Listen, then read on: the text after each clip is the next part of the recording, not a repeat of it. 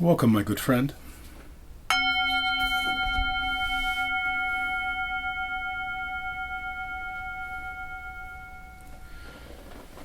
Welcome to Touching the Edge. Welcome to this opportunity for inspiration, for this relationship to developing emotional self-mastery and recognizing that in that space that you're going to be far more effective in the world.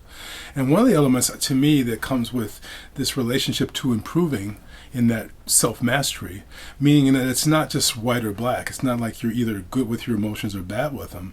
We all recognize that we're on a continuum. And if we can recognize that we're improving, we step into that self-mastery. What you recognize becomes real. If you realize that you're relaxed, you become more relaxed. If you realize that you are in the process of making progress with your emotions, you will make more progress. And in one of those areas I suggest that we can all afford a little progress is in the space of irritability. Recognize that irritability is something that we find sort of rampant in our society. Even the most patient of us sort of often have a tendency towards irritability. And I want to suggest that we can improve in this area, recognizing that, of course, irritability means a lot of different things. There's a lot of elements that blend into it. Chronic pain can be part of it, chronic illness. It could be, fear of the future, a sense of despair. Any of these things and all of them mixed together end up creating an irritability. To me, irritability is on one level a form of depression. But of course, it's also in relationship to anger. But I want to also suggest that irritability becomes a strategy.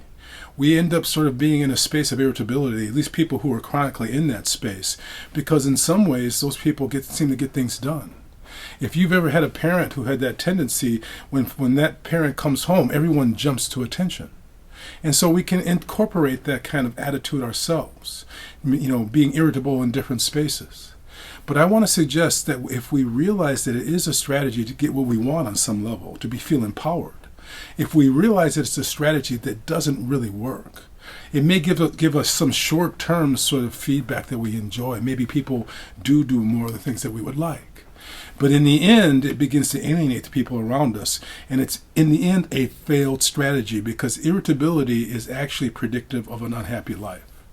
The more irritable you are, the more unhappy you are. A happy person is never irritable.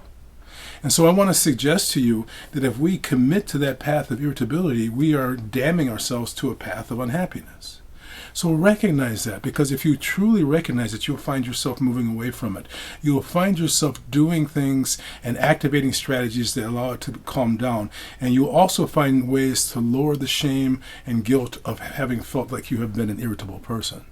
You have not been an irritable person. You were a person who was caught up in that, a pattern of irritability because we had never been taught differently. So I want to encourage you to shift that. Have compassion for yourself and compassion for the people around you.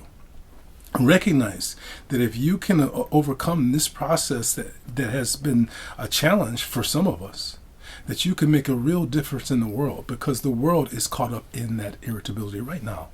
So I want to thank you for your time. I want to thank you for being committed to improving, because when you improve your life, when you improve your relationship to your emotions, the world becomes a better place. I'm going to ring the bell and I'm going to ask you to listen carefully. Here we go.